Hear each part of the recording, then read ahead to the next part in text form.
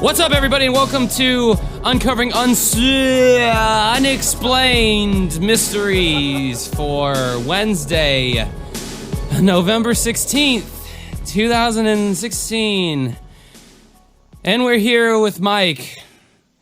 How's it going? Hey there. I'm doing all right. Studying for another math test. I passed the last one. I got a B on it. So I'm hoping I can pass the next one. Even if I don't, I'm still not too freaked out because I still have another test. If I pass that, then I'm all right, and then just pass my final and I pass the class. So I'm really happy to hear that. And normally I would really expound upon that, but folks, I stand before you a beaten and broken man. Oh man! So everyone has seen what's been going on on the Facebook and everything like that. Everybody knows at this point all kind of that what I had to go through, but. Yeah, we're officially here for episode 21, the new format. This is not an old episode that's been re-edited. This is a new Uncovering Unexplained Mysteries.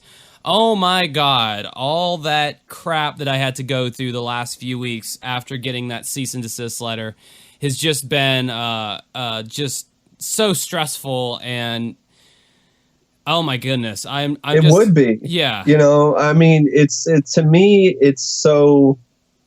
I wasn't directly involved with it as much as you were, which I was kind of surprised by that. But I think what it was is you reached out to them via Don you reached out to John and Terry via Don Devereaux, right? In kindness, in something that you were really looking forward to. Like that's what makes it so tragic and upsetting to me, is that.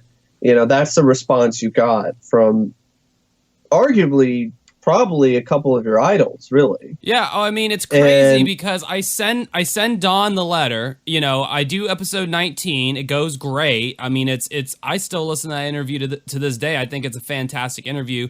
And Don, you know, says, well, you know, I'm sure, you know, Terry and Mike, or John, rather, sorry, not you, Mike. John and Terry are, I've tried to block their names out of my head because they haunt my nightmares. They're real great people, and I'm sure they know what you're doing, and I'm sure they're okay with it, and I'm sure they appreciate the support.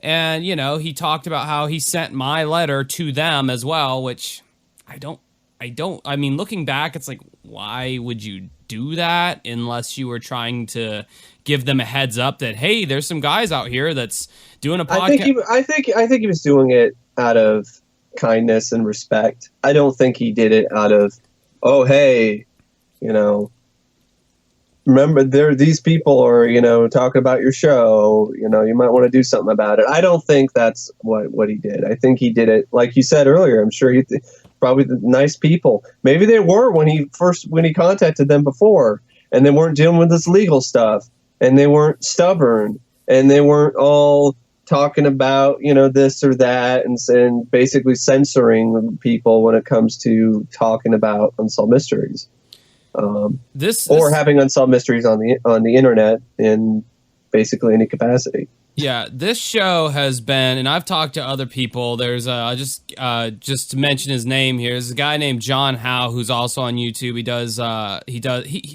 Okay, this is how ridiculous John and Terry have gotten with their. We're not alone.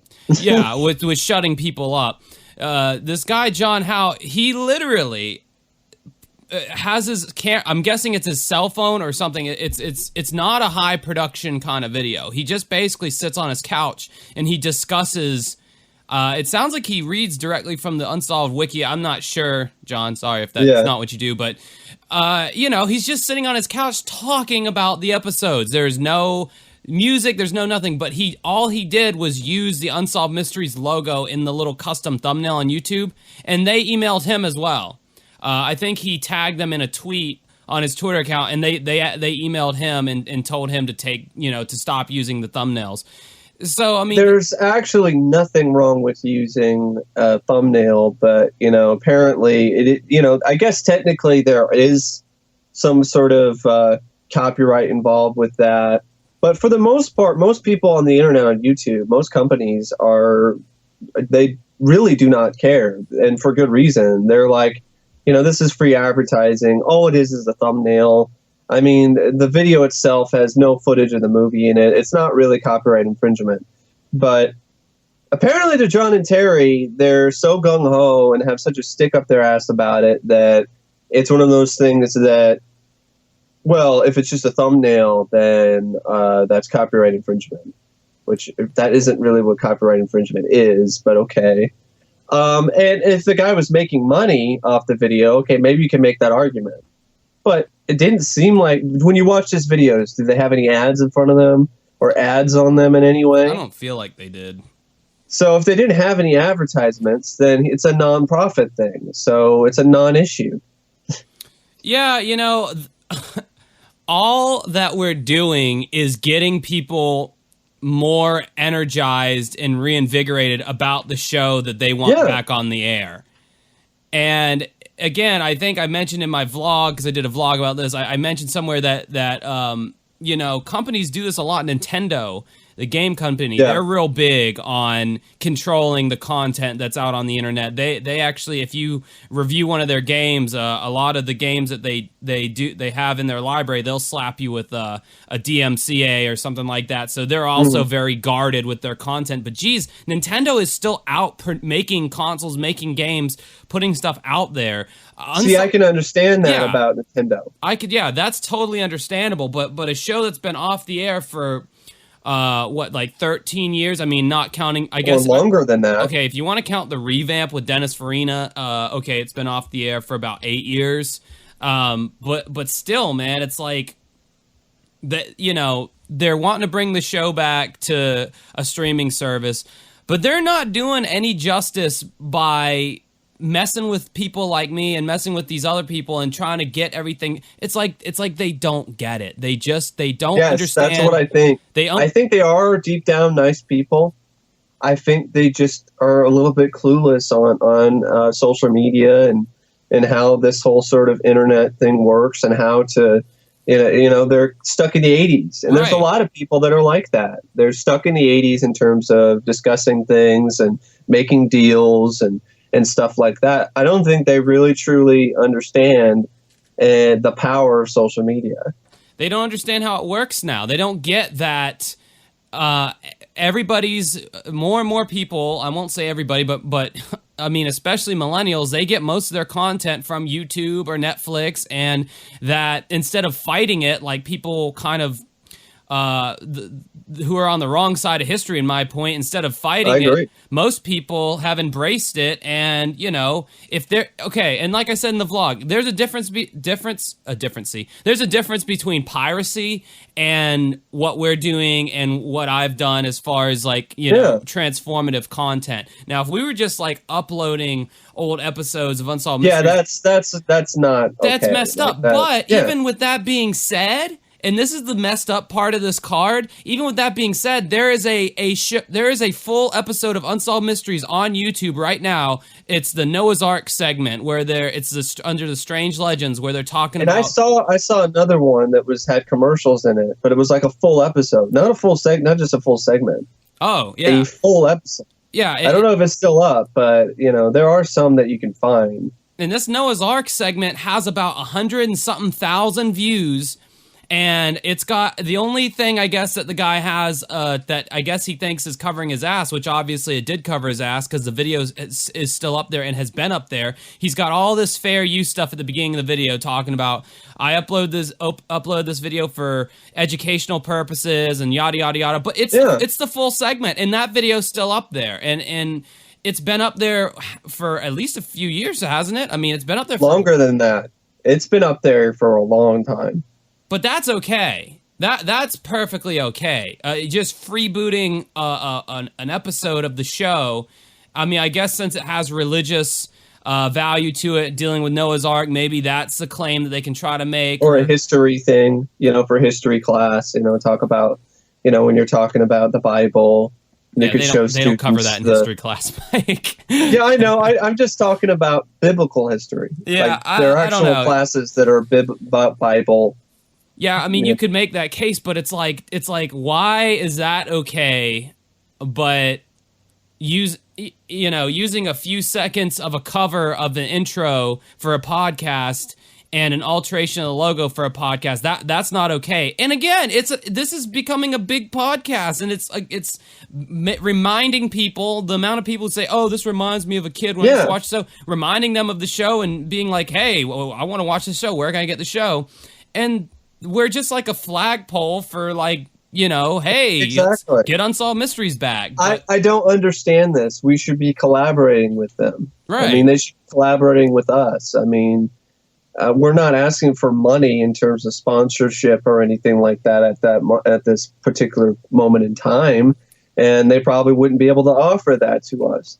But just having an official collaboration would be wonderful, and I think that would be a great partnership for us and for John and Terry. It's a way to get the name of UM out there again, and that's kind of what we have been doing. And I don't understand why they'd want that to stop. Yeah, I don't know, but so just to reiterate for like the third or fourth time, if you go back and listen to any episode before this episode right here, the episodes end abruptly. They begin in weird places sometimes. I literally had to go in, and the intro music, which I talked over, I had to edit out any of that speech where you could still hear the old theme, and I had to edit out the end speech where the old theme kicked in again. I had to remove all the audio clips, which again I thought was fair use, but I took it out just to cover my ass and be on the safe side. And yeah, you're right, Mike. They did go after me specifically, and not you. And I'm guessing that's because I've been the louder voice of the two of us, like parading this around. The letter, you had your address, I think, on the letter. Well, yeah, there was also that tiny little detail, but we're not going to talk about it. I didn't send anything with my name and my address on it, so there's no way they could have actually contacted me. Well, that's considered that being me getting burned by, But hey, I'm glad you went out there, and you have that Don Devereaux interview, which is wonderful. And we would not have had that for this show if you did not actually put yourself out there and take that chance. So in the long run, I think it's worth it. Everything happens for a reason. This is bullshit. This is ridiculous. But at the same time, if it just means we just need to rebrand ourselves, that to, just keep going forward, that's fine. Like a lot of our supporters have said, and our fans and have said this, they've said, we listen to the show for, you guys, and not for the name, and I really appreciate that. Yeah, so that's big. And that's another thing, man. Our fans have just been beyond awesome and beyond on our side and advocating for us and the podcast to keep going. And like, I am just truly humbled, because even me saying the words "our fans," even that coming out of my mouth feels weird, because like I never thought I would be able to truly say that about myself, that I would have fans of any kind, because I've put so much shit out on the internet over the years that just hasn't gone anywhere. And hey, I'm a fan. Well, yeah, I mean, and I appreciate that, and I'm a fan of your stuff too, but as far as people that I don't really know, like strangers. Yeah, exactly. Yeah. Well, it is a very humbling thing. And so I have experience with that. But this is different, because this is one of the first long running collaborations I've done with anybody, and to have fans of that collaboration is really unique and really wonderful. And to be very specific here, so going forward, it's essentially still going to be the same show, but these are our commentaries on cases that are public domain for anybody to look up. Okay? Exactly. We are not talking about something that only Unsolved Mysteries reported on. This is information you can find anywhere. So I'm just making the statement right now that myself and Mike are talking about cases, whether it be murder cases or UFO cases or whatever, that are common, public domain, can be found anywhere, and that's what this show is. And it's not affiliated with Unsolved Mysteries in any way, shape, or form. So take that, John and Terry, and have yourself a good time. I'm not even going to try to be mean. I'd still love to have them on the show, but I highly freaking doubt that's going to happen now because they hide behind their lawyers. Any chance I try to talk to them, I called their office one time, and they said they'd call me back. They didn't call me back, but their lawyer did, and he basically said in so many words, "Hey, what do you want? Why are you calling them?" And yeah, so that just kind of shows you how out of touch they are. Right. They're used to well, it's, the 80s and 90s. If someone's using our name, then you sue them and you get them to stop. Well, that's fine before the internet was out. Well, now that the internet's out, the shit's changed a little bit, guys. Come on, wake up. So enough about that. I want to give a big shout out to, I already said his name before, but just the amazing job this guy went and did for us for free, which was just incredible. Thomas Hatfield, thank you so much for designing new logos for the show. And when he said, I can make you guys a new logo for your show, I was like, okay, we'll see how this looks. And then within a few hours, he not only made logos for our Facebook page, but our SoundCloud and our Patreon, which, by the way, is still alive and well, and all the content has been restored without any mention of a certain show. So yeah, that's all. Everything's back to how it should be. But you can check out Thomas Hatfield's work on a website that I've never heard of, dribble.com, and it's dribble.com/Thomas Hatfield, ThomasHatfield. I hope some of my dyslexia and trouble reading had some kind of entertainment value just then. Also, Tiffany Tallman, I want to bring that interview to you guys as soon as possible. I've been in emails with her husband for whatever reason. I guess he's kind of the go-between. I haven't actually talked to her, but we had scheduled a time that we were going to talk, but I've been so freaking busy. And on top of that, trying to get these SoundCloud old episodes re-edited, we just never really found a time where we've been able to sit down yet. He's kind of stopped responding to the emails, so I don't know if he's just over dealing with me flaking out when we're supposed to call or talk or whatever. But if you're listening to this, which I don't think he is because he found us originally from the YouTube segments, which have been deleted. If you're listening, sadly. Sorry, folks. I will try. I'm thinking about, though, creating a specific YouTube channel for uncovering unexplained mysteries. Oh, that's not a bad idea. Post the other episodes as well as the newer episodes on that YouTube channel. And when that gets uploaded, when that site gets put back up or put up for the first time, I will definitely let you listeners in on it as well as our Patreons. Yeah, so we're going to try to bring that as soon as possible. And then any other people from the show or whatever, we'll bring you that whenever possible. So that's about 18 minutes of chit chat. I think that's a new record for us, Mike. How do you feel about that?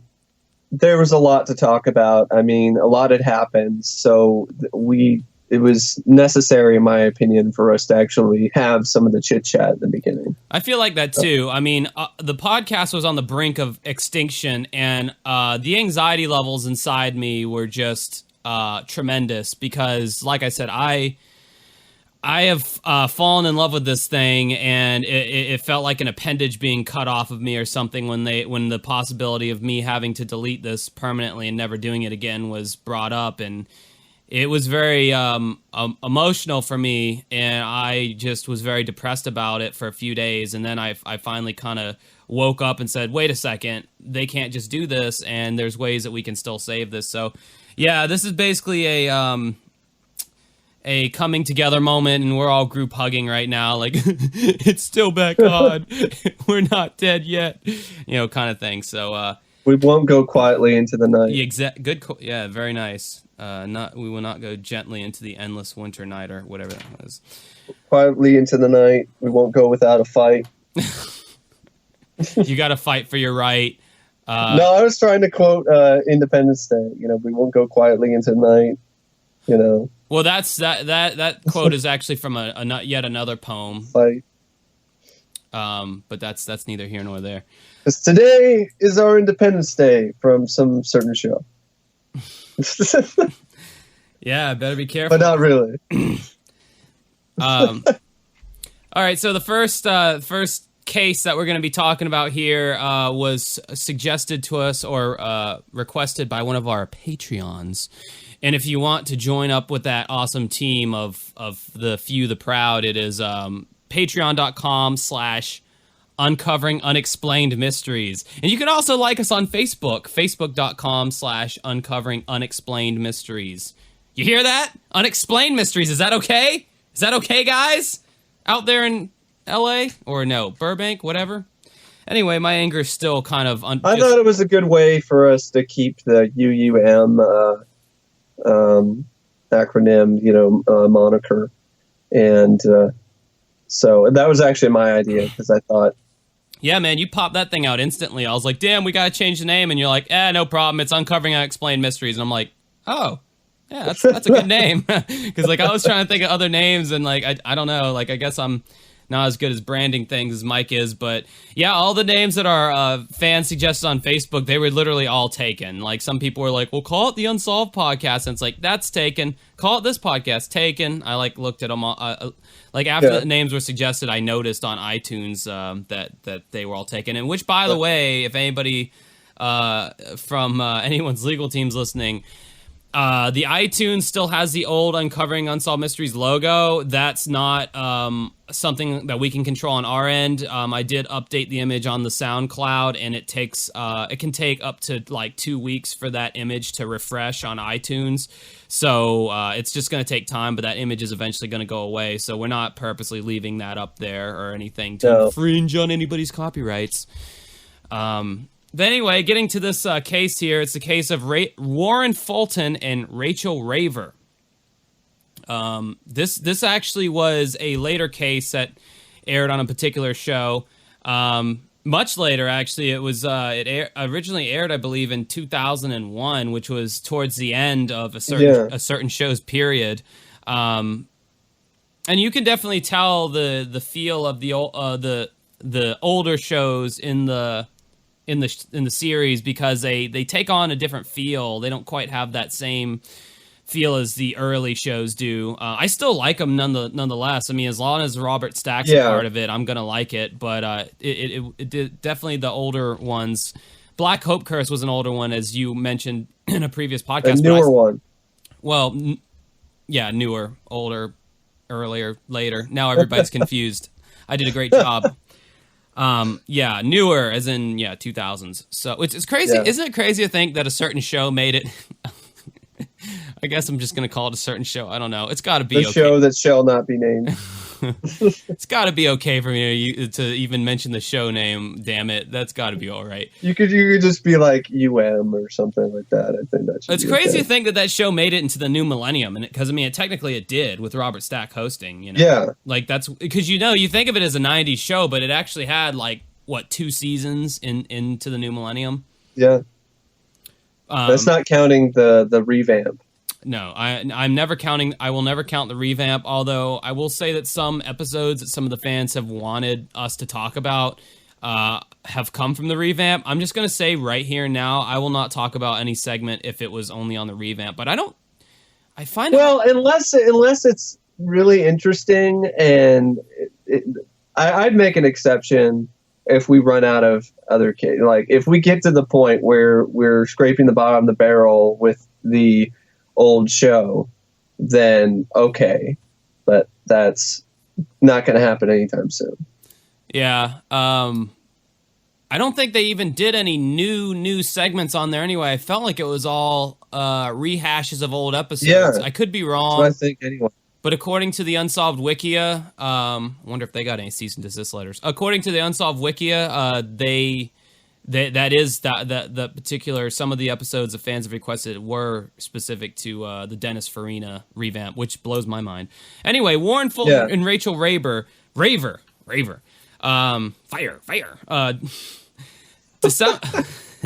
December 6th, a worker surveying a way out of the way property in Fairfax, Virginia, made a disturbing discovery. A partially covered woman laying out in a clearing was found. Her jeans, shirt, and shoes were piled neatly by her. She had been shot and sexually abused.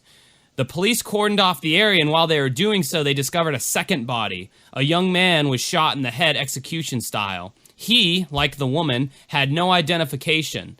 The couple turned out to be Rachel Raver and Warren Fulton. The baffling murders had remained unsolved for more than a decade, but new breaks in forensic technology and an incredible connection to a previous episode of a show that will not be named produced an amazing new break in the case. Warren Fulton, was the captain of the George Washington University baseball team, and he was hoping to one day play in the major leagues. Rachel Raver was a vivacious, well-liked recent graduate of George Washington University who planned to go to law school. She and Warren met at a local hangout and had been dating for a while. On December 3rd, Warren and Rachel met some friends at a local bar. At 12:30 at night, they called it a night and were last seen walking to their car. It was believed that on their way to their car, they encountered somebody and they were abducted and forced at gunpoint to drive from Washington, D.C. into Virginia, west of the city. The terrifying ride would have covered a distance of 20 miles. Once at the obscure wooded area, police believe the gunman wasted no time. Warren was probably killed as soon as they got into the woods, and Rachel would have seen that, and probably at that point she ran because of how the bodies were discovered. She was much farther away from Warren. After she ran, the gunman mortally wounded her and then sexually assaulted her, which, I mean, to say that's sick is a big freaking understatement. That's like beyond perverse. Police believe the assailant fled in Rachel's car, but he unknowingly left clues to his identity. Semen left from Rachel's body contained his DNA. A single hair retrieved at autopsy revealed his race. He was African American. And the scene chosen to take the couple to revealed that the killer must have known the area. The area where the bodies were specifically found was very secluded, and you would have had to have known about that very spot to take them there. It's not a spot you could just kind of happen upon and be like, oh, this looks like a good area to dump some bodies. You would have had to have been familiar with the area because that spot was so specific. And I mean, I can understand that because, like, where I live at the particular moment, it's a very wooded area. And, you know, I'm not going to lie, I know of some areas that I could do nefarious things at where it would be very hard to find. And you would have to really kind of know this area to know that. Not saying I would ever do that. I don't even drink anymore. I'm very boring now. So 2 days after the bodies were found, the Fulton and Raver family's worst nightmares were confirmed. In time, Rachel's mother, Veronica, channeled her grief into anger. Quote, "My attitude was, who the hell does he think he is? And that's when I started healing."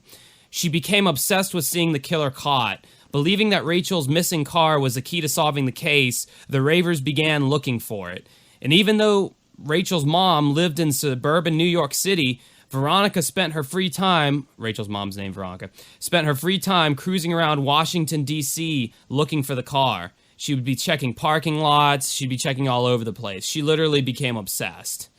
And I mean, sadly, you hear that a lot with parents of the victims of these cases. You know, they become obsessed with figuring this out. Well, some of them actually do have they're justified in their obsession. I think there was a case of a suicide.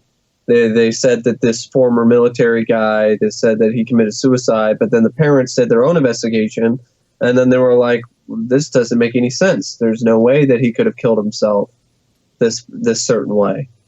And they actually had people who were actual medical examiners and, you know, actual people who were actually do that for a living and try to determine what the cause of death is. And even they were also like, yeah, that's fishy. I don't really see that as a viable form of suicide, you know, that this guy killed himself with the evidence that was provided.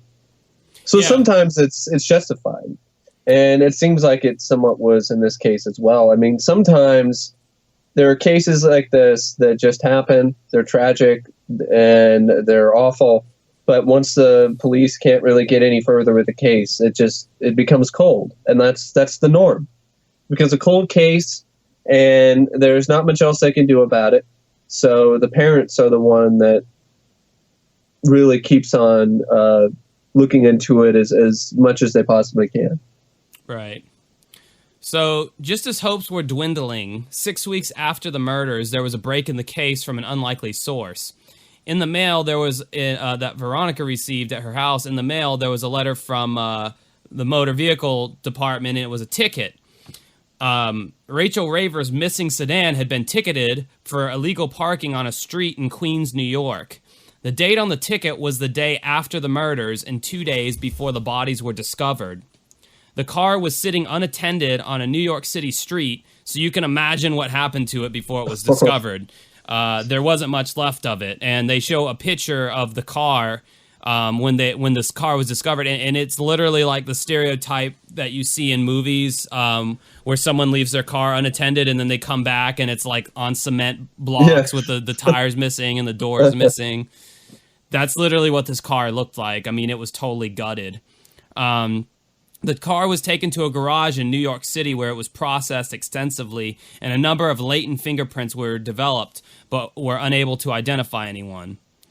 Then at one point in the show, it shows Veronica actually sitting down at her couch watching an episode of a show that shall not be named. And it said, despite the setback, Veronica refused to give up. Almost a full year after the murders, an episode of Unsolved Mysteries caught her attention. On May 10th, 1988, the body of a young woman was found. What show? Fuck it, I don't care anymore. I don't blame you. That was just. I'm giving up the gag.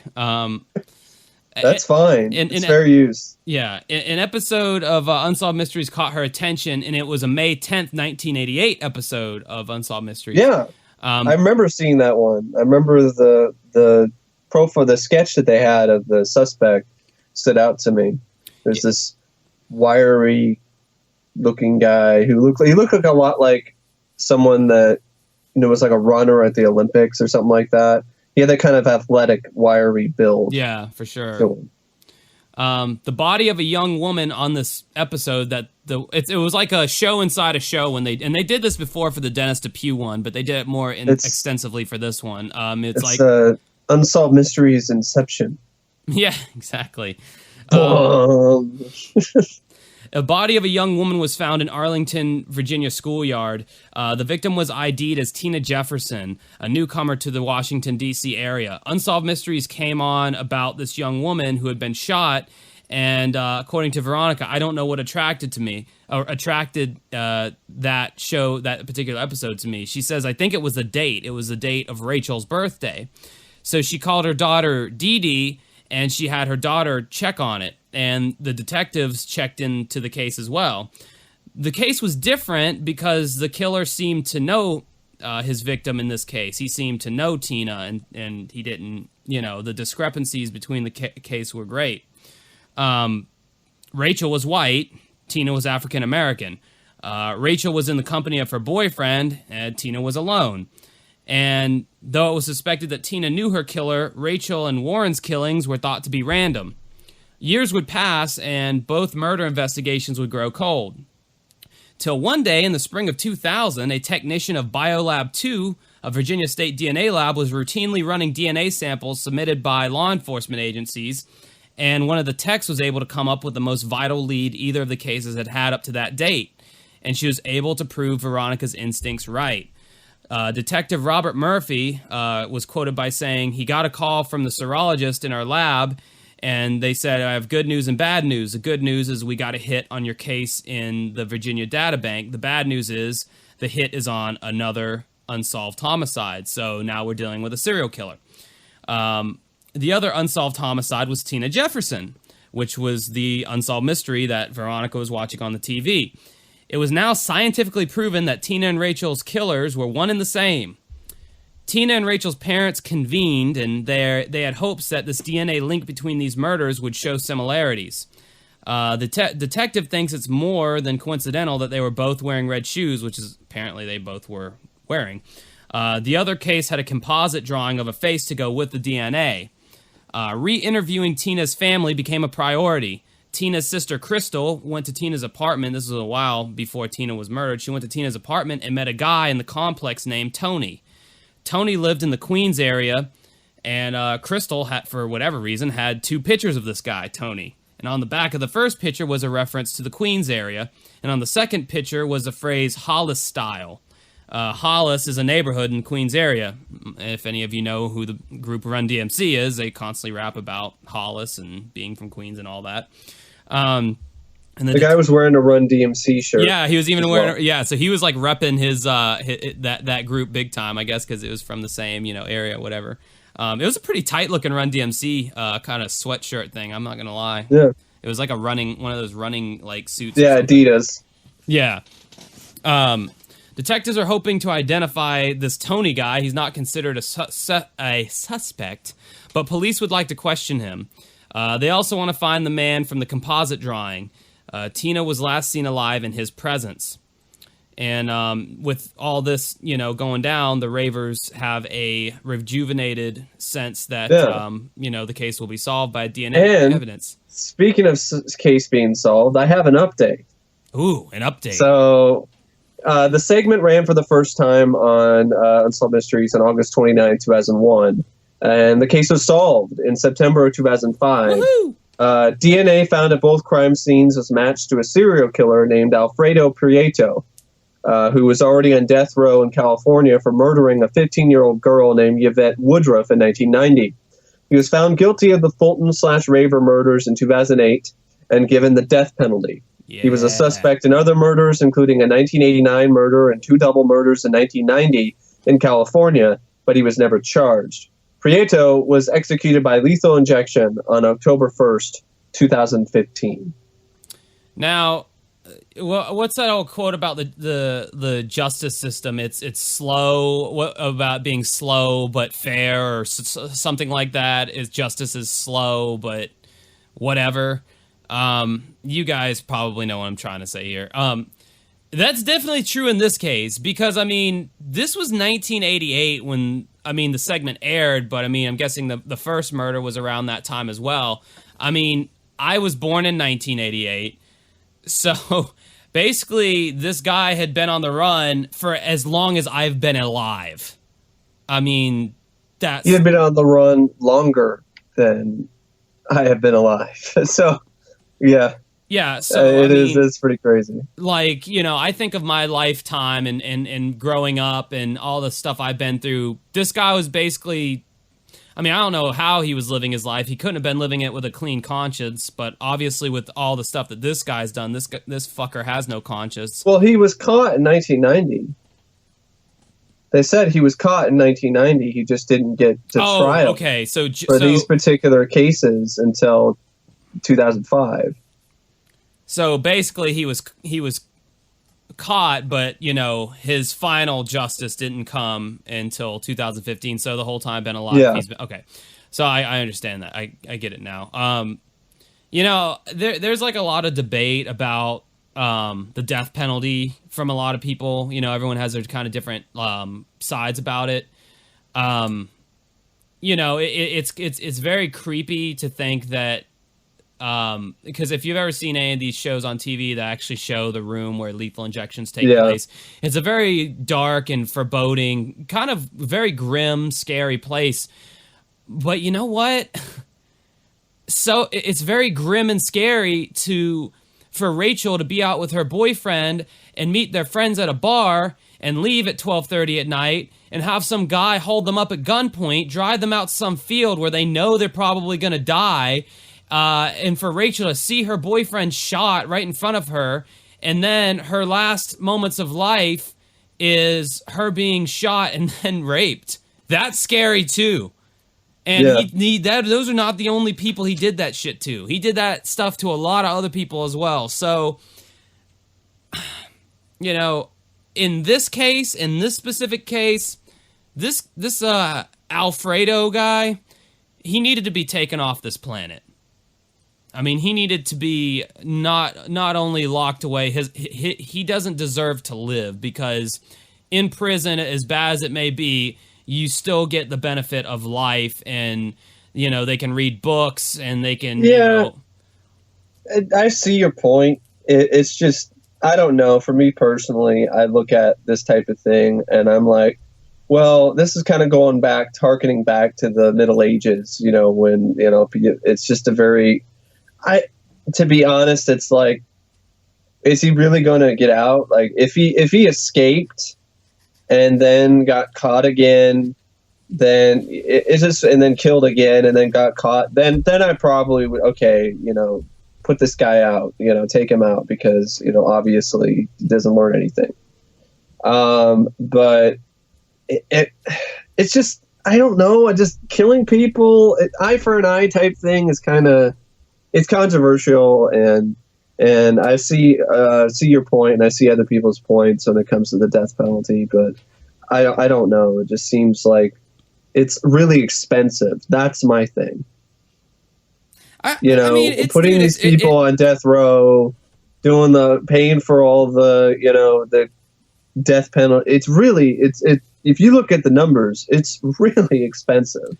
It's fine if you have a moral objection to it. I mean, I can almost halfway see your point to have a moral. I don't necessarily have a moral objection to it. I have a little moral objection to it, because honestly, I mean, if you're going to take somebody's life, I can't really say that you shouldn't have your own life taken. I mean, it's the same sort of thing. I'd be hypocritical if I said that, because I support people defending themselves. If a robber breaks into your house and tries to kill you and rob you, and I support, the person who owns the house shooting and killing that robber. So, I mean, I'd be pretty hypocritical if I said, oh, well, you shouldn't kill the serial killer on death row. It's just, but it's just how much money. If you look into it, it's an insane amount of money.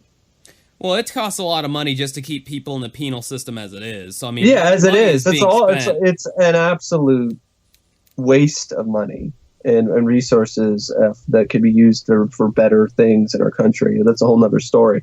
But I don't necessarily have, if they they choose. It's just the cost. That's my main thing. I honestly think I think for this guy, I think it's money well spent. I would have started a fucking Kickstarter to get this guy executed if they couldn't have come up with the money, honestly. Because hey, different opinions are what makes this world interesting. I've always said. Yeah, so, and I mean, I'm usually, on the record, I'm usually pretty, I guess, left of center when it comes to a lot of issues. But I mean, I can't say I feel bad that he got the death penalty. No, this guy, I mean, to me, it's so much worse when there's like sexual assault as well. Because if they were just killing people, it's like, okay, this guy maybe has a screw loose. Might be mental. It might, he might be mentally unfit. But when there's sexual gain involved too, it's like, okay, this guy is just out to just control people and take what he wants. And it's less of a mental disease than it is that, no, this guy just has no soul and is a calculated piece of crap who just takes whatever he wants kind of deal. So, the sexual assault really throws it over the top for me. I mean, it's horrible to take someone's life, but I mean, when you add in, just the brutal way that I think they're equally horrible. Oh yeah, they are. Any sort of crime against someone else, I think, is equally horrible in different ways. Murder is probably the most horrible in a lot of ways, because and sexual assault, because sexual assault, takes away somebody's, their dignity. It's something that victims of sexual assault are like, they're alive, but they're never the same. And that's a big problem. Like, they took by people, people who raped, the rapist took away, their sense of safety. Their sense of, everything's going to be okay. That's a very hard thing to get over. And a lot of people don't, for good reason. They get over it the best they can, but it's a scar that they carry with them. And, but murder, that's it. You're done. You're dead. Like, you don't get to live. You don't get to have some sort of redemption maybe in your life and find a way somehow to recover from, this traumatic event in your life because you don't have a life. So murder is usually, to me, is probably at the top of the list. But to me personally, any other crime against another human being is horrible. It's, fraud, robbery, rape. All of it is bad. Yeah. All of it's horrible. Well, he's dead now, and I'm glad about that. It's crazy just how long these people sit on death row, though. Good Lord. I mean, that's what I'm saying. They sit on death row for a long time.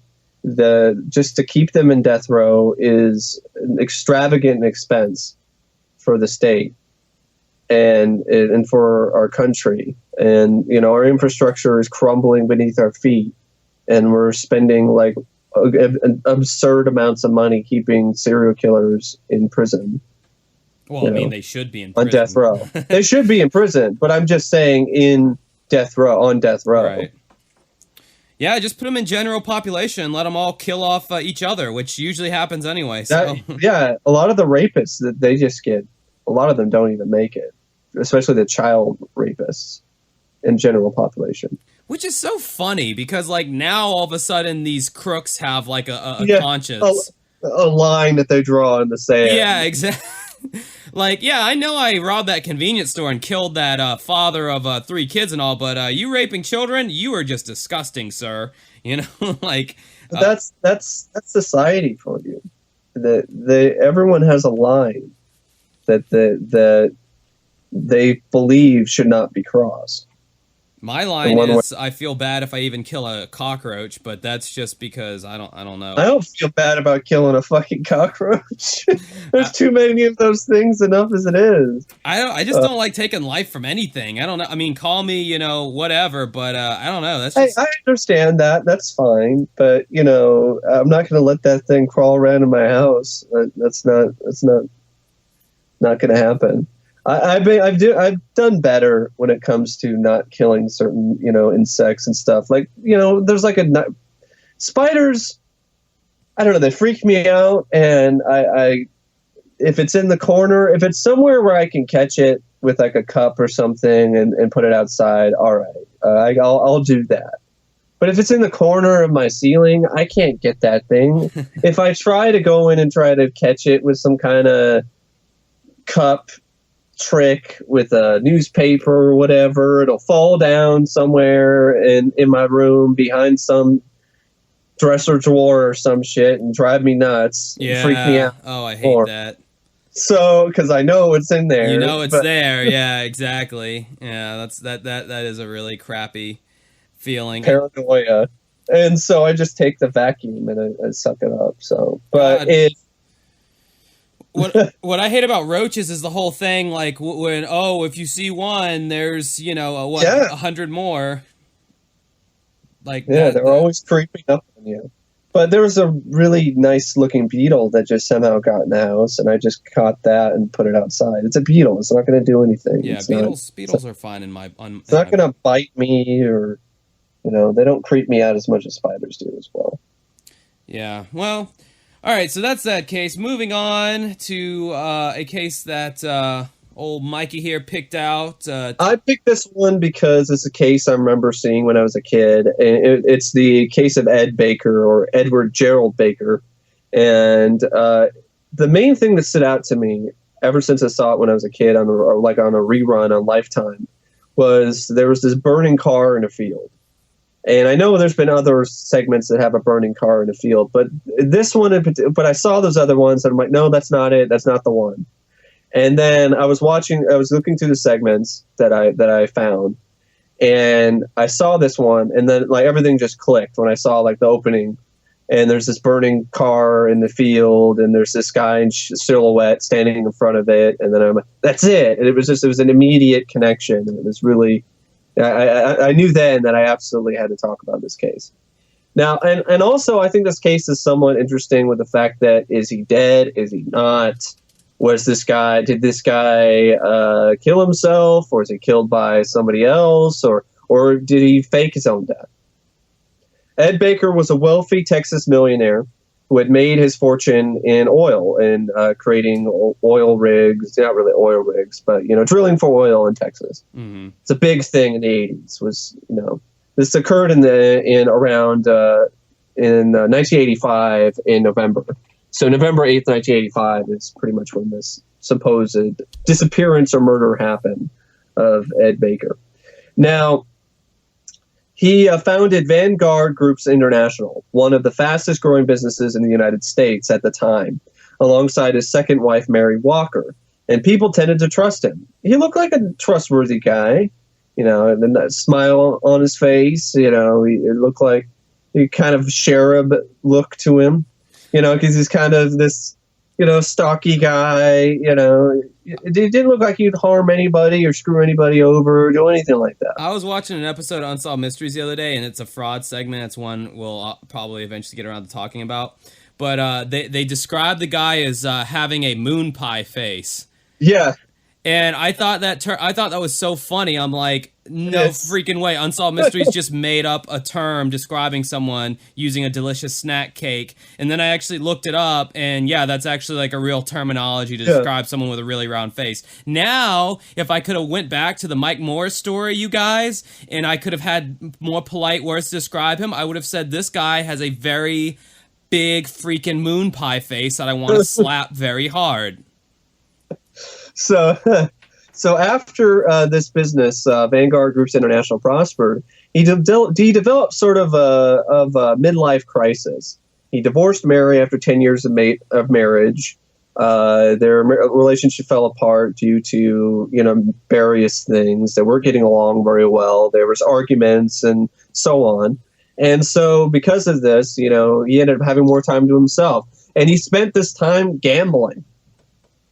I mean, yeah, that's a great use of all this money that you've gotten through this business that is just booming. Yeah, don't save that money. Don't put it away for something in case the business doesn't turn out too well or something happens. No, gamble it away. Well, I mean, you're saying he's going through a midlife crisis. I mean, I think depression is obviously like one of the symptoms of a midlife crisis. Yeah. And I honestly believe that these people get to a point sometimes where they just, and I haven't reached this point in my life yet, thankfully, but I think sometimes people in life just reach a point where they just say, fuck it. I don't care that this is not a good decision. I don't care that this is irresponsible. I just don't care. I'm going to do this because it's going to make me feel good in the moment, and I just don't care. Well, then time gets away from them, though. I mean, once or twice, okay, that's fine, but when you keep doing it, and you know that it's not a good idea, and you know that it's going to really affect your bank account. And he didn't just spend his time gambling. He got 2 facelifts. Jeez. Not one, but 2. That is a midlife crisis. He also bought a new Jaguar. Oh, that's definitely a midlife crisis. He's not very confident of his size down below, so, as well as the midlife crisis. Oh my God. It's a midriff. It's a midriff. It's a different type of crisis. Let me just let you guys in behind the veil a little bit of the deep south here that I live in. The compensating for lack of significant genitalia downstairs for a male. The version of that here is a big old truck with. That's what I was thinking. That's the first thing that popped in my head. It's like a big truck with big wheels, right? Yeah, big giant wheels. And that's what they'll do. They'll buy these big old trucks with these big old mud tires and go mudding. And they got their big old trucks. And when they get to a stoplight and they hit go, they go vroom, real loud so everyone knows. Look how big my penis is. Huh. God, it pisses me off so bad. And it's like so funny because it's like, yeah, no, man, that guy is clearly cool. Did you hear how he stepped on the gas and made his engine rev up really loud? He is the only one that can do that. Because, I mean, the ordinary person can't just step on their gas pedal and rev their engine up. Only cool people with big dicks. Yeah, those are the only people who can go vroom at a stoplight as they speed away. Like, those guys are really cool, and they have huge members. So, as you were saying, Mike. I don't really have anyone like that over here in Vancouver, but what I do have, our equivalent here in Vancouver and Washington and in Oregon and Portland, where I was growing up, where I grew up, not where I was growing up. Well, anyway, it's people when they take their mufflers off. And so they're driving like a Honda Civic or something, like some old car, some car that's not Fast and Furious type material. And they take their muffler off and speed around the neighborhood and act like they're Vin Diesel. It's hilarious. I seriously thought you were going to say, like, since Portland and, like Oregon and Washington and all that, it's kind of like the hipster capital of the world. I thought you were going to say our version of that is like these dudes riding around these tandem bicycles, man, with these, baskets on the front of their bike. And they think they're really something with their baskets and their tandem bicycles, man. Like, we don't really have something like that over here in Vancouver, but maybe in Portland. I could see that being a problem in downtown Portland. So anyway, back to Ed Baker and his midlife crisis. So after his midlife crisis, he ended up remarrying. But that didn't last very long because he divorced his new wife after 11 months. And her name was Karen Walbridge. And then 2 months later, he remarried again. So he divorced with her 11 months. That's like a celebrity marriage right there. Yeah, really.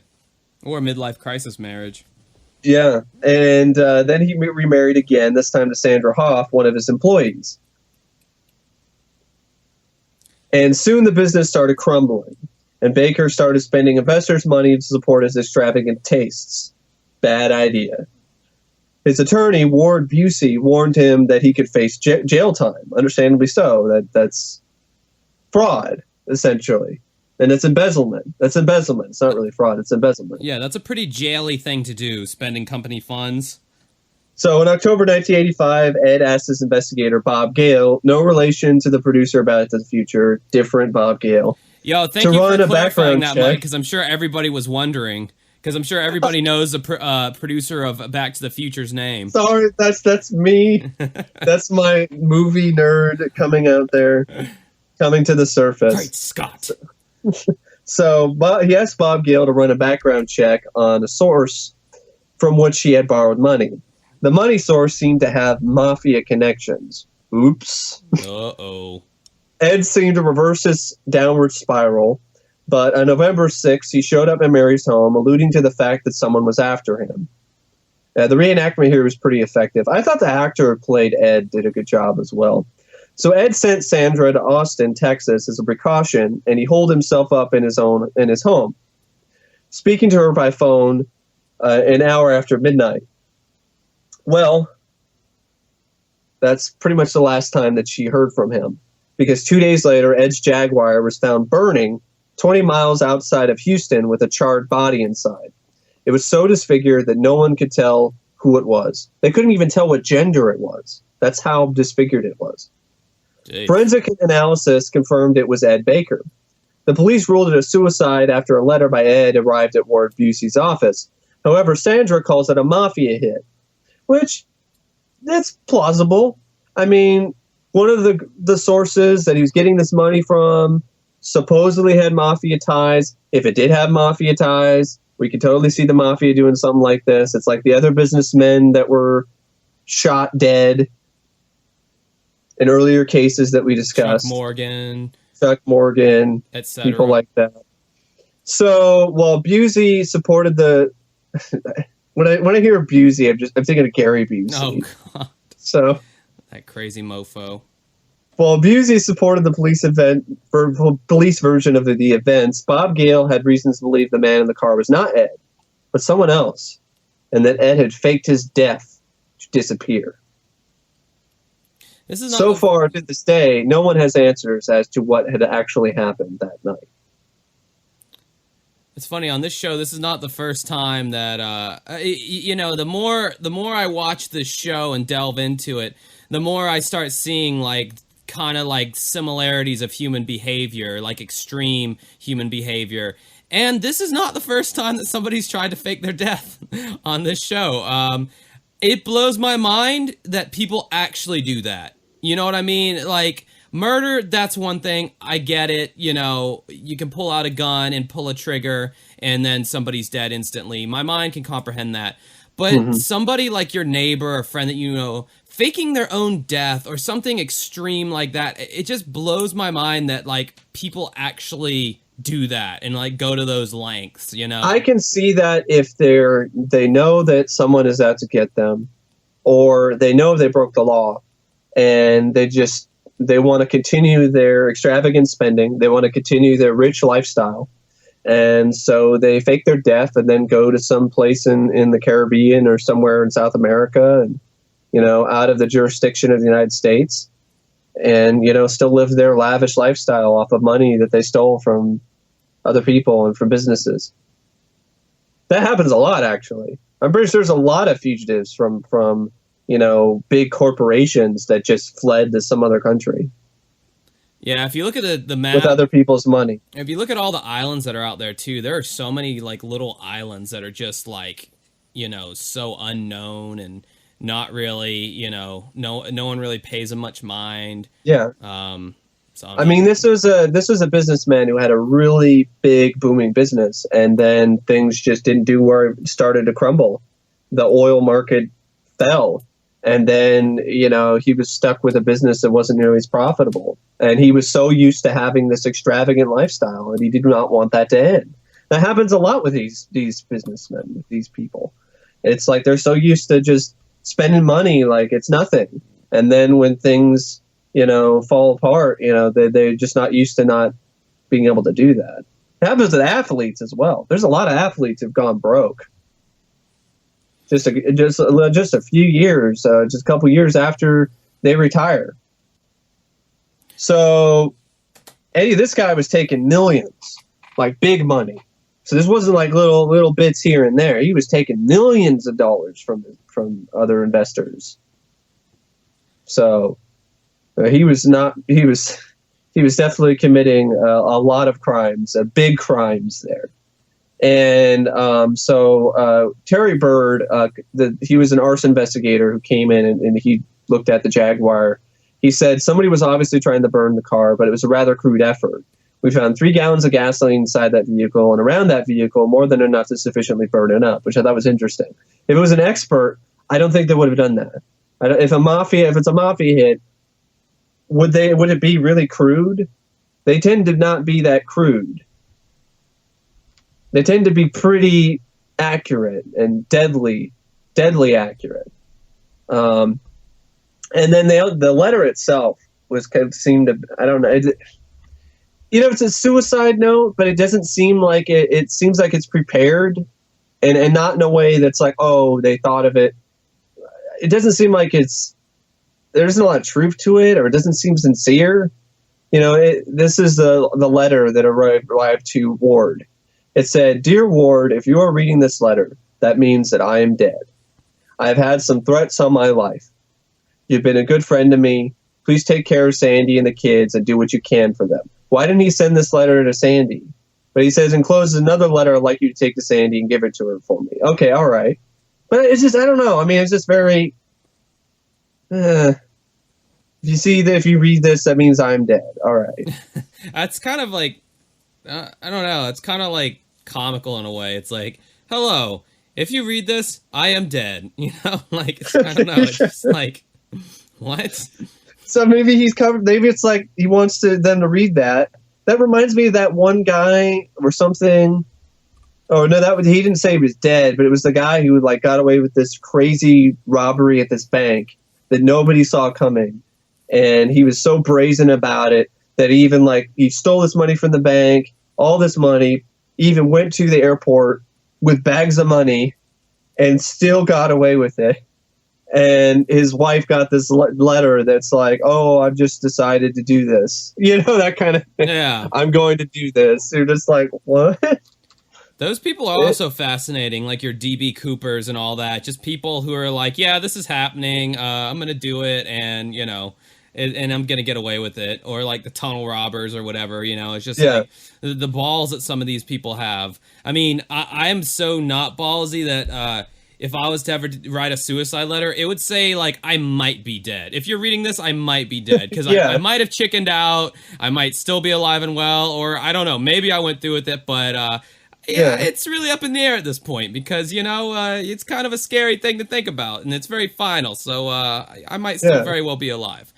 So Sandy, she refused to accept the idea that her husband has taken his own life, which most spouses do. Yeah, well, everybody. So she hired Keith Lyons, an independent private investigator, and he looked into some things. And he said, if you're a professional like a mafia or syndication type thing, I don't think so. I don't know why they would burn the car, which is what I'm thinking. Why would they burn the car? They seem to be the type of people that just shoot him in the back of the head.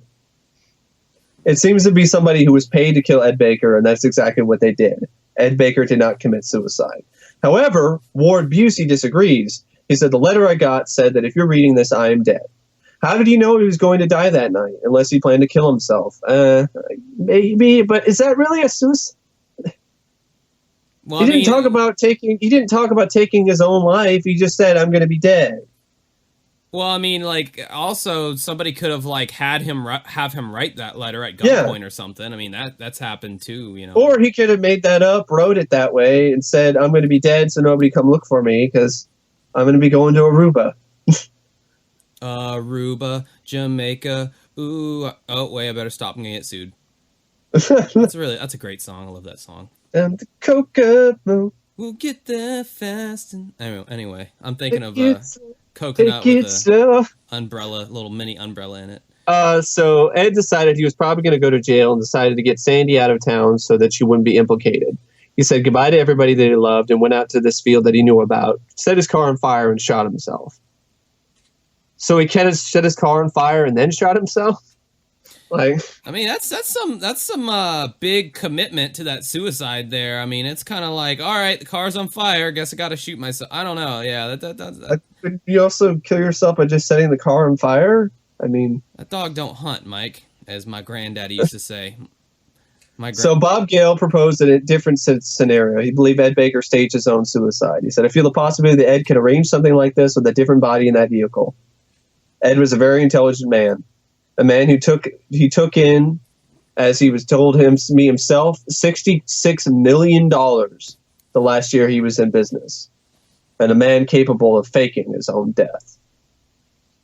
How do you just get a stand-in guy to be your dead body, though? I mean, that's... Well, they probably take somebody that similar in build and so on, and it's a victim.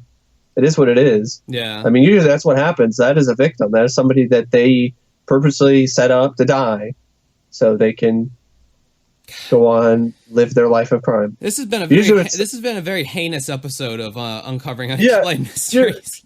Usually a lot of these people are just completely innocent people who have absolutely no idea what's going to happen. Or, they're manipulated into thinking that they're not going to end up in a field somewhere where they're going to get shot in the head and then, lit on fire. So apparently this case is still unsolved.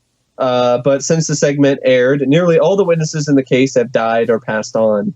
Ed Baker's first wife of 20 years was killed in a car wreck, sadly. Thanksgiving weekend 1973. So that might be why he had more of that midlife crisis, which is not mentioned in the segment, that his first wife died in a car wreck in 1973. Yeah, Unsolved Mysteries does that sometimes. They will omit details, I think, if it kind of helps the story a little bit, maybe. Like if it makes it more interesting. For instance, one thing that Tiffany Tallman's husband was telling me, he was saying in the emails, he was saying, yeah, we want to set the record straight. And I mentioned the bunk bed, and he said, oh, yeah, that damn bunk bed. Or something along those lines, almost like as if he was saying, like, yeah, the show was making it seem like the bunk bed was what made it the place. Oh, but interesting. That's why I wish I could talk to this guy, man. I wish I hadn't. I wish all that wasn't going on right in the middle of me dealing with all that. I'm sure, if you just explain things, hopefully, maybe he's just busy and, maybe he'll come in and try to contact you again. If need be, I can try to maybe contact him myself since, it was my channel that he left a comment on in the first place. So. Well, that need might to be, Mike. Oh, okay. All right. I don't know. So I don't really have anything else to say about this case other than Ed Baker, if he did fake his own death and killed somebody so he could go drink, alcohol and with fruity drinks with umbrellas and Aruba, then fuck the guy. But, if he stole money. So either way, this is not a guy who is a saint or anything like that. I think he basically got in too deep on something. He made his bed and he lied in it. So or he made his bed and then he fled. So you think he is on the run? You don't think he's in the He car? could be. He could be. I mean, we don't know. I mean, that's the thing. But the body did technically, they said it did match him. But they said they could not identify what gender it was. So, I mean, it was that disfigured. So that's kind of, I don't know. Yeah, it's kind of a hard one, but I mean, money with a lot of money comes a lot of power. So, I mean, $66 million. Yeah, I mean that's enough. I don't think I will ever see that amount of money in my entire life. No.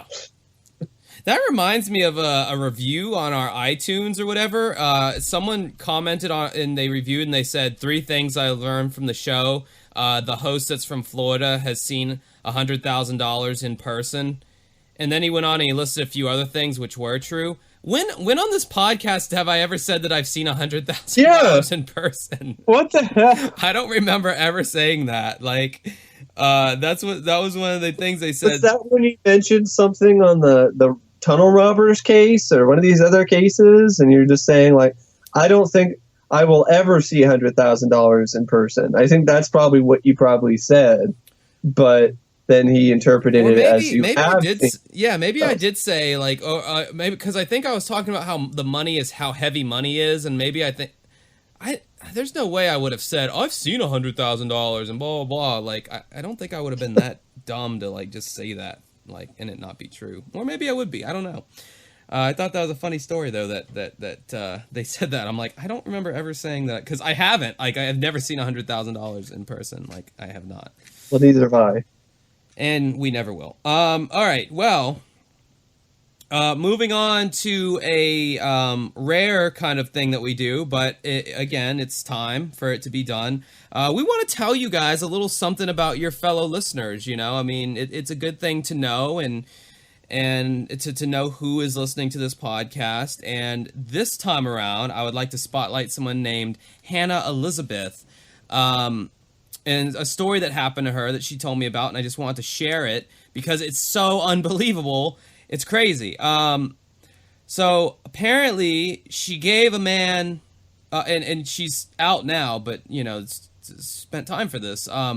She gave someone a ride home, and she stabbed him after she thought the man stole her harmonicas. That's what she told me. So she really loves her harmonicas, I guess.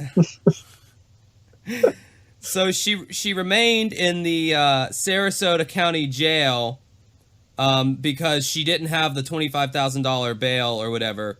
She was in there for aggravated battery with a deadly weapon. According to a arrest report, she agreed to drive this man home, who she met in a bar.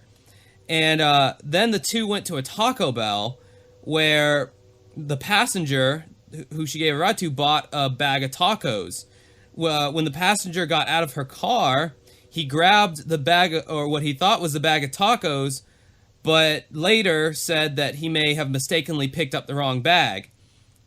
The passenger who was stabbed told deputies that Hannah got out of the car saying, quote, "Give me my harmonicas." She is accused of stabbing the other man in the wrist and chest.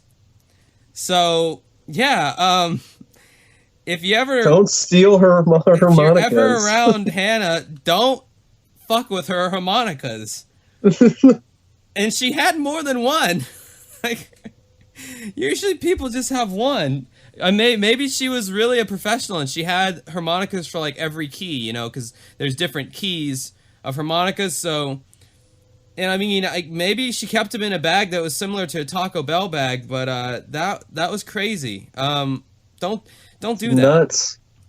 And that is a crazy story, isn't it? That is a ridiculous, crazy story that that happened. And if you want a crazy story about you mentioned on the podcast, all you got to do is join the $10 a month tier of our Patreon, and you as well will have a crazy, wild story about you told on the podcast. Is it true? Is it false? Who knows? I mean, that's really no one can say. So yeah, that I'm glad that you're out now and everything's fine, Hannah. Moving on to our final segment of the podcast, we have the story. I don't know what that random accent was. The tragic story of French. maybe it might be a French accent. Croissant. Danish. Wait, that. Mike, please just help me here.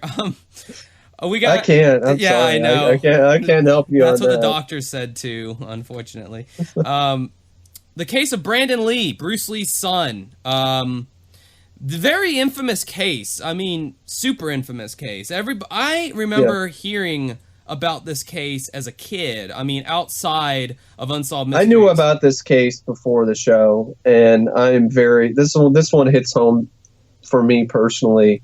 You know, because I actually am. I am a really big. I was, and I still am a really big fan of his work. And I think, he was definitely a star that was shot out of the sky way too soon, and it was a very avoidable situation that just pisses me off. Yeah, and you're a big movie guy, so I'm sure you've seen a lot of his. I haven't seen any of his work. I haven't even seen the movie that he was a lot of people mention when they think of Brandon Lee, they think of The Crow, which was sadly his final film. Yeah. But that's not even my favorite film of his. I like Rapid Fire more, that he was in, that he was a lead in, he was a star. That's it was a surprise hit for Fox, and that's one of the big reasons why I think he got the role as The Crow, as Eric Draven. I really love his performance as the partner of Dolph Lundgren's character in Showdown in Little Tokyo. That's really a lot of fun. Brandon was good in that. And, he was just up and coming. He was an up and coming actor, great martial artist. He had a lot of personality. Likable guy, good looking guy. I mean, he was a good looking guy. So it's really tragic. I mean, it's tragic about, his dad too, died of some brain thing, hemorrhage or whatever. How did you not pick this case, Mike? How am I the one who ended up picking this one out, and you're like the big movie? I didn't think about it. I guess I completely forgot that this was featured on Unsolved Mysteries, apparently. That's true. But, I just thought it's a case that a lot of people know about. But, it seems it's a good case, though, because I think it's a word of warning for people out there, for studios and for film production companies and for people who work on films, to not cheap out on things like weapons experts and people who are there on the set, inspecting and examining weapons and bullets and blanks and things like that. So without further anticipation, because if you don't know about the story already, we'll get into it here, and it's very like when I actually watched the Unsolved segment on it, I thought it was very fascinating. The chain of unfortunate events that led to his death. But we'll start at the beginning here. Bruce and Brandon Lee were linked by legend. Each was a rising star in martial arts films, and some also say they were linked by a family curse. The curse was said to have affected Bruce Lee's brother as the first victim. The curse thing... That's where I kind of, I don't know. I don't know. Wait till we go into this, and some of the things are kind of weird. I mean, even his own family, Brandon's wife, and they call bullshit on the curse. So I don't know. So after the exposition here, the Unsolved Mystery shows a clip of Bruce Lee. from 1971, and it's so cool because it's like there's like no music or anything, and it just shows Bruce Lee, and he's very intense, and he's like talking. He says, "Be formless, shapeless like water." And he's, it's pretty badass. And then it shows him like, you gotta go back, and it shows him actually demonstrating one of his punches, and he's like, you gotta throw your whole body into it. And he's like, punching forward, and you can hear the swooshing of his jacket and everything as he's doing this. It's like, damn, that guy was a badass. Bruce was and still is a badass. I mean, he's the type of martial artist that people can look at and see, and the type of badass you can look at and see that you don't have to be buff. You don't have to be like ripped to kick some ass. Right. I mean, he's a legend. We're still talking about him to this day, and we always will. He's up there with the likes of Elvis and Evil Knievel, and just all these people that were just so extreme and on the fringes that they just brought a lot of attention to their form that people normally kind of ignored. Because martial arts movies weren't really even much of a thing as far as mainstream popularity until Bruce Lee came along and single-handedly created an audience for them. In the summer of 1973, Bruce Lee was 32 years old. On July 20th, Bruce Lee took a pill for a headache and laid down for a nap. Bruce Lee never woke up. They brought him in, and they were trying heroic measures to save his life, but he was already pronounced dead when they even got him into the hospital. The unthinkable had happened. Bruce Lee had died. His funeral drew more than 20,000 mourners. 20,000 mourners. After a unprecedented 9-day inquest, the coroner announced his findings. Bruce Lee had died from a freak allergic reaction. Mm-hmm. And now they have a guy on the show here that's saying, here we have this paragon of fitness, one of the most lethal human beings with his hands and feet, who was essentially taken out by a headache tablet. Rumors began to abound. Was Bruce Lee taken out by a rival movie studio? Was it a disgruntled business partner? Or even the talks of the Japanese mafia? Or was it Chinese mafia? So probably would be Chinese. I feel like they said it was Japanese in the show. Anyway, Chinese. Others blame the family curse that we mentioned earlier. The mysterious forces of feng shui. Among other things, this mysterious belief states that one's house must be built in alignment with its surroundings. Feng shui? No, it's not feng shui. It's feng. It's not feng shui? No, it's really? It's feng shui. Huh. There are more feng things in Chinese than just feng shui, I'm sure. But feng shui is the alignment of things, of furniture inside the house, which apparently is a real thing, because I've talked to people who have walked into houses that feng shui was used in, and there is definitely more of a feeling of peacefulness. Yeah, it could be. Well, bullshit, the people who put it together though are kind of watch an episode of Penn and Teller's show, Penn and Teller Bullshit, where they talk about feng shui. Yeah, it's a pretty eye-opening one because it's pretty obvious that these were just failed designers who decided they were going to charge people crazy amounts of money so they can move around the furniture. Huh. Yeah, that was an awesome show. That was on Showtime during the mid 2000s. That was a really underrated show. I've watched almost every episode of that. Penn and Teller geniuses. It's still they're still very doing relevant.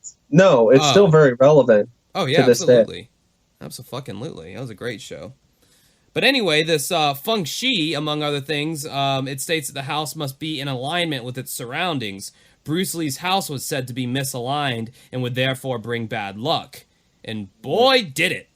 The Chinese believe that unless this is addressed through either a feng shui expert that comes in and deflects the bad spirits, or the house has to be re-erected and built correctly, bad stuff's going to happen. The previous sounds a lot like feng shui.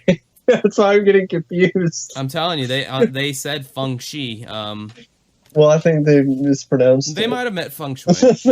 The previous owner had consulted a feng shui expert who had placed a small mirror on the top of the house, on top of Bruce Lee's house. The mirror remained there until July 19th when a typhoon ripped away the mirror. Bruce Lee died the very next day. What do you have to say about that, Mike? I don't know. Could be coincidence. At the time, Bruce Lee's son Brandon was just 8 years old. Already he was following in his father's footsteps. He was talking about how he would train with his father when he was little, and he trained, up until, whenever his father passed and all that, which obviously wasn't very long since he was only 8 years old. But Brandon followed Bruce Lee's path to the big screen as a star of martial arts films. Brandon was 28 years old when he was shot on the set of The Crow. Quoting the mother here and the wife, who is just, to say that she's been through unspeakable tragedies is an understatement. Yet she remained pretty damn composed for this interview on the show. She says, "It was awful. No one ever thinks their child is going to predecease them, especially one that was so vibrant and had so much future and so much promise, and one that had already suffered tragedies in his life. And then this." End quote. Talking about the mother, right? That's from the mother, I think, right? Not the wife. This. Well, the mother of Brandon / the wife of Bruce Lee. That was kind of confusing. My bad. Brandon Lee's death reignited a speculation of the family curse.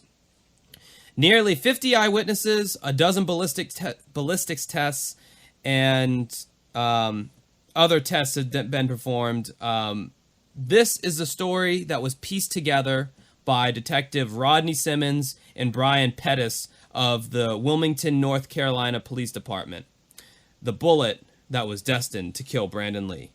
Quote, "After about 6 months, we pretty much knew where the gun had gone, where the bullets had gone, who handled the bullets, who had handled the gun, and what level of responsibility everyone was at. They were filming a pawn shop scene and needed items from an actual pawn shop. So they went to a local pawn shop in Wilmington and they started collecting some of the items. The stagehand gathered hundreds of props. Among them was a box of live 44 caliber bullets. That's where the problem arose, right from that moment. Right. If Miramax wasn't cheap, and because Miramax, I think, is a company who released the film. I think it might be Miramax or Dimension, but if the studio wasn't cheap and was like, "Oh, this is a lower budgeted movie, we don't really want to spend money on hiring ballistics experts and things like that," if they weren't cheap and actually hired ballistics experts, the ballistic experts would have been handling creating the blanks, and there would have never been a mistake like that, the one that killed Brandon Lee. Yeah. It really, just thinking about it, it's such an avoidable. Oh yeah. It's an avoidable accident. It was easily avoidable. I don't buy that it's the result of a curse. This is incompetence. This is just gross misuse of resources and negligence. That is the reason why Brandon Lee is dead. So the purchasing of the live 44 caliber bullets, caliber, was the first piece of the puzzle that was in place of Brandon's death. The ammo was placed on the counter of the movie set of the movie pawn shop. When the stunt coordinator found the live ammunition on the set, he was livid. The rule was you don't have live ammunition on the set. Uh-huh. So he took the ammo to his car and he locked it in his trunk. It would remain there for 2 weeks. Now, understanding the tragic events to come requires some knowledge of bullets and blanks. The business end of a bullet is a lead tip. It fits snugly in the lead casing. Packed inside is lead powder. The circular disc at the other end of the bullet is known as a primer. When a gun is fired, the hammer hits the primer, which ignites the lead powder, launching the lead tip towards the target. Simple. Deadly. That's what Robert Stack said, describing the bullet. It was fucking another brilliant Robert Stack quote. Simple. Deadly. It was beautiful. A blank, however, is a bullet casing with a harmless cardboard disc inside of it instead of a lead tip. The casing can be loaded with any amount of gunpowder depending on the desired flash that is visible when the blank is fired. So if you want a big flash, you would load it all the way up, or if you only want a little flash, you only load it up a little bit. On the set of The Crow, a scene was being set up that required a quarter-load blank. None were purchased. To save time, the shells were brought out to be modified into blanks. Mike's getting upset. They removed the lead Who tip. wouldn't? Yeah, I understand. It's crazy. They removed the lead tip of the actual live ammunition. They shook out the powder inside of it, and they left the cartridge and primer. They decided the primer itself was the equivalent to a quarter-load blank. The end result was a handful of empty casings, each with a live primer. While they were making the quarter-load blanks, they decided they needed some dummy bullets. A dummy bullet is a bullet with no powder and no primer. So what they did was they fired off some of the primers of the blanks they made, and then they took the lead tips and put them back into the casings. But what they didn't do was check all of the primers to make sure that they had all been fired off when they made the dummy rounds. Yep. So they had they had at least one dummy round that had a primer that was still intact. Yep. If they had spent the money and spent the time, it's worth it. Trust me. You were using live rounds anyway, which is a mistake and an absolute no-no. And on the set. And just talking about it just makes me sick, really. It makes me really angry. You just hire the right people to do their jobs, and this would have never happened. Period. Right. Also, it could have been prevented as well, even with their negligence, because there was that one dummy round. It had an explosive primer and a lead tip because they didn't check the primer. So you didn't check to see if it had been fired off. The crew used the dummy rounds for close-ups of someone firing a .44 Magnum. The detective said that at least 2 people heard a popping noise. So that's 2 people who didn't do their damn jobs, who were just not thinking about it, who are, wouldn't necessarily say were directly responsible for Brandon's death, but they are in part some way responsible because they did not do anything about it. They heard a clear popping noise, which you would think your gun with a dummy round in it is not supposed to make any noise. Right. No one realized that what they heard was a primer firing off by that popping sound. No one realized that the primer fired off with just enough force to lodge the lead tip of the bullet inside the chamber of the gun. There it would remain for another 10 days or so until its fateful meeting with Brandon Lee. About 2 weeks after the second unit filmed that gun scene that Mike was talking about, where they needed a shot where they're pointing a camera, or they were shooting down the barrel of a gun or whatever, the camera or whatever, the scene came up where Brandon's character was to be killed off. The director decided to use a full load blank. At this time, the lead tip is still lodged inside the barrel of the gun, unbeknownst to anybody. Like, how the hell does that happen?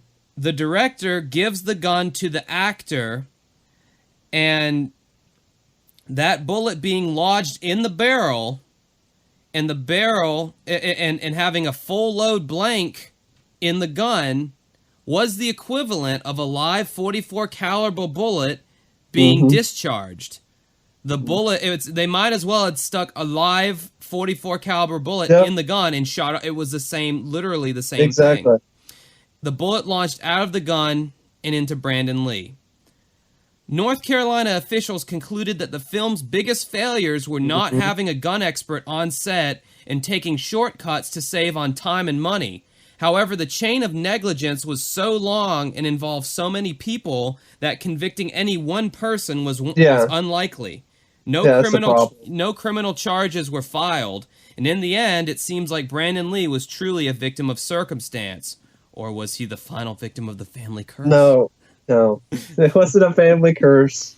It was negligence. It was laziness. It was cutting corners with the risk of somebody's life hanging in the balance. It was just absolutely just atrocious. I mean, I didn't really know exactly all the facts about his death until I read up on it. And I remember when I first saw this segment on TV or something, I was like, wow, that is just bullshit. I mean, that is completely 100% an avoidable event. I mean, an avoidable occurrence. is there any even like precedent of this happening on any other movie set before this? I mean, there's been accidents like with helicopters and things like that. There's been negligence. I mean, in particular, really well-known case, the Twilight Zone, the movie case, where director John Landis had a couple. He had his actor Vic Morrow and these two little extras, these Vietnamese extra girls, these little girls. He had them way past he was breaking a lot of laws there, having the girls there late at night. That was against the guild, the laws. It was against the laws. It was against the guild and things like that.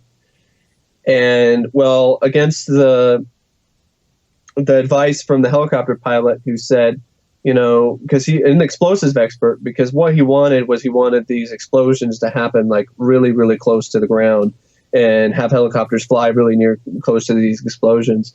And the explosion expert, even the pilot, were saying that's not a good idea. I don't think that's safe. But John pushed ahead with it, and apparently the pilots or any of these other people just didn't want to tell John no. At this point in time, he's the director of American Werewolf in London, Animal House, Blues Brothers. This is a really big director at the time. Well, sadly, this makes me choke up thinking about it as well. The helicopter, it crashed, and the rotors decapitated Vic Morrow and killed the kids. And there's actual footage of it on YouTube, which is really hard to watch. I don't know if I want to watch that even in the first place. Like, that's some snuff film shit. I saw it it was a documentary about these type of accidents that had happened on sets with helicopters. And it was just a short little clip, but it's, oh man. And they used the song "This Is the End" by The Doors. Mm-hmm. And like, it just had I can never hear the song the same way after seeing that. So I don't recommend anybody who's listening to this go and watch that. Don't. Trust me. But yeah, there was a huge court case. John was eventually not held. He was not convicted. I think he should have been. I respect his work, but the man, I don't know. That was a very overzealous thing. It was such a stupid thing on his part. Why? I mean, why was Vic Morrow there anyway? Why did you have those two girls? Why are you having these explosions go off so near a helicopter? Like, you're so gung-ho about getting that one shot that you completely forgot about the human life that you were putting at risk. Overzealousness in that case. I mean, that sounds like the right word to describe it to me. That sounds like a very overzealous thing to do. And a mistake.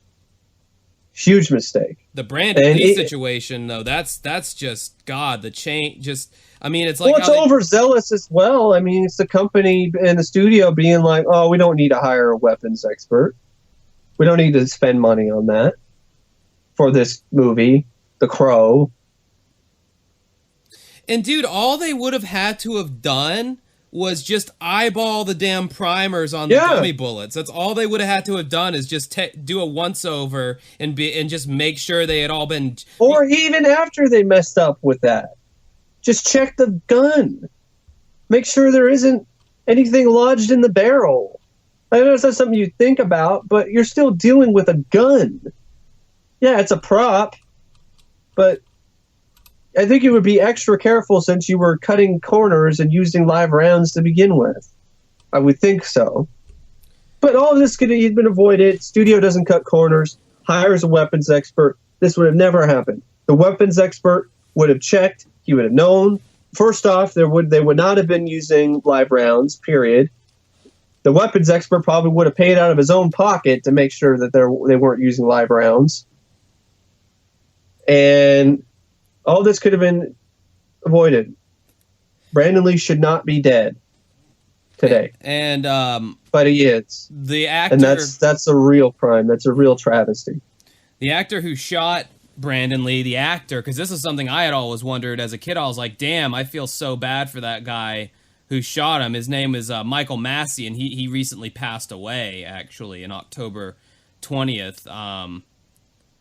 I mean, you're the movie guy, but to me, this guy's mainly going to be known for the guy who killed Brandon Lee. I mean... Well, I don't think he should be, because it's not directly his fault. Right. No, it's not his fault at all. I mean, this is not an instance where somebody, shot someone else and that's it. This is an instance of just incompetence, gross incompetence, or negligence, both on the crew and the studio involved with the crow. He just did his job. He was asked to fire the gun, which is what he was asked to do. He did it. It's not his fault that... I mean, there's no reason why he, as the actor, should have to double check the barrel and make sure there isn't anything in it. Right. I mean, that should not have been his job to do. No actor should be asked to do that. The people who didn't make sure the dummy rounds had the primers had been fired, the people who were there on the set, the crew who heard popping noises and didn't do anything about it. Those people in the studio who cut corners are the ones who, in my opinion, received most of the blame, and if not all of it, for Brandon's death. He was one of those instances where he had no idea what he was going to do, and the gun fired, and the gun that he fired happened to kill Brandon Lee, but Michael Massey himself did not kill Brandon Lee. Yeah, I just, and I wasn't saying he should be known as the guy who killed Brandon Lee, but I'm just saying that, like... Some people probably will look at it that way, but I think a lot of those people don't know everything about the case, that it was this case of negligence on the studio. Do you think the studio wants to put that out there and say that, yeah, we were dumbasses, yeah, we killed Brandon Lee because we weren't protecting our actors and our stars' livelihoods by cutting corners with things such as ammunition and rounds for guns on the set? No actor would ever want to work for that studio again. Are they even a studio anymore? Miramax, I think, is still around, but like independent films and stuff like that. Dimension has released some things. It's amazing that the company was still around after that, to be honest. It really was. I mean, to think about it. Company was directly responsible for killing somebody, a rising star in Hollywood, and they're still making movies. It's like, I don't know, that doesn't really compute to me. You'd think in almost any other profession, a company like that would be, forced to close its doors, you'd think. Yeah. Yeah, Massey, he took a year off from acting after that movie. Understandably. Yeah. I mean, that would be devastating. And he refused to view the film. And in 2005 interview, 12 years after the incident, Massey revealed that he still had nightmares about it. I could see why. Yeah, going on to say, I don't think you ever get over something like that. Which, no. None of that sounds off base to me. That all sounds... It's not an instance of where there's somebody broke into your house and you shot him dead. It's an instance of you were not expecting this to happen at all. You were not prepared for this. And it happened. That's something that... you'll never be able to forget, never really get over, because it's something that, oh my God, it happened. It was not predictable. It wasn't something that you did it, but then at the same time you're like, no, how is this possible? And then you would of course start thinking about what could I have done to prevent this, and Michael, may rest in peace. And I don't know if he knew this or not, but I think a lot of people might have told him this, but that it really is. This is how it is. You did not aim the gun at Brandon Lee and murder him. That's not what happened. You were not directly responsible for his death. You pulled the trigger, but the people before you who were handling the prop, they're more directly responsible for what happened. I literally can't imagine how I would feel in that situation if that same thing happened to me. If I was... Yeah, that's the same thing. I would try to think about. I would think about it like that. I would, but it would still be super devastating for me. I'd never forget it. I would probably have nightmares just like he does. But I'm thinking though, I would have my support of my family, my friends would be enough that I would be able to say, you know what, I didn't. It wasn't my fault. I didn't. It's like like if there's an accident at work, you know, that kind of thing. Like if there was something, you were part of a crew, a construction crew, and somebody you were working with died in some accident, and you know he was part of your crew. He died when you were right by his side. I mean, that's the type of thing where you'd be like, oh God, but you didn't kill the guy. So was the movie any good? Even? I think it's good. I think it's actually a really good movie. They did they had a lot of advancements in CGI to still release the film because it wasn't even finished entirely when Brandon died. So they had some stand-ins and they had CG that put Brandon's face and makeup over the stand-in, and it was actually pretty effective looking, especially ahead of its time for effects-wise when it comes to that type of thing. Also, the movie, they've been thinking about remaking it time and time again, and I'm like, don't do it. I don't want to see a remake of this film, especially after it's Brandon's last film. He died on the set. We don't need remakes. They did sequels, and they weren't very good. They had a TV show with Mark Dacascos, who's another actor that I like. That was not the best, but I guess I'd say I'd rather watch it than The Crow's Salvation. I think that's the name of it. Or no, it's Wicked Prayer, which is Edward Furlong is the Crow. Yeah, from T2. Yeah, I know. John Connor from the kid from T2 is the Crow. I think about him from American History X. That's where I... No, he's great in that as well. But it's a good movie, but it's not my favorite Brandon Lee film, and it's not a movie I watched that much because I know that Brandon died shooting the film because of just bullshit, just complete negligence from the studio. And, you know, it just makes me sick to my stomach. It's an uncomfortable film to watch for me. I'd rather watch Rapid Fire or Showdown in Little Tokyo. And I recommend that to people who are listening, if you are a fan of The Crow and you are a fan of Brandon Lee, if you haven't seen Rapid Fire or Showdown in Little Tokyo, I highly recommend them. And Mike has seen 12 billion movies, so he would know.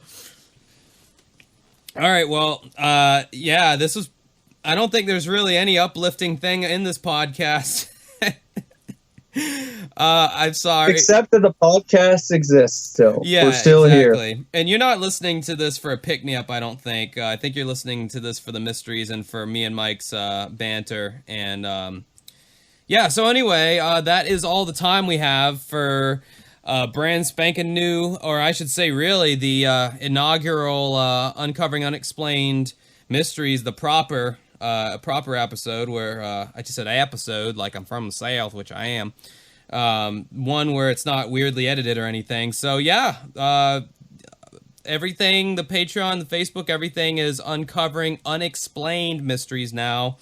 If you like movies, if you when Mike was talking about movies just then, if it gave you goosebumps and maybe you started to get feelings that were really confusing but pleasurable, you can check out his YouTube channel where you'll get that all day long, because I mean he's got like 300 videos on there that he's uploaded, just movie reviews and all kinds of fun stuff. Well, a lot more than 300, but yeah. Really? More than 300? Yeah, easily. Oh my goodness. Yeah, Mike is a veteran of YouTube. Check him out at youtube.com/OCP Communications. Get it? Like RoboCop, for which he's a huge fan. Yes, I am. For my YouTube channel, if you like game reviews, taste testing of various foods, just, anything, just general entertainment. It's like a mixed bag. There's all kinds of stuff on there. There's something for everyone, I like to say. There's vlogs, there's top 10s, there's music stuff. You can check me out at youtube.com/dancingwithghosts. That is all the time we have for tonight. So we bid you adieu and safe travels and bon voyage and aloha and auf Wiedersehen and sayonara. Toodaloo. I don't know. Have a good rest of your night. See ya.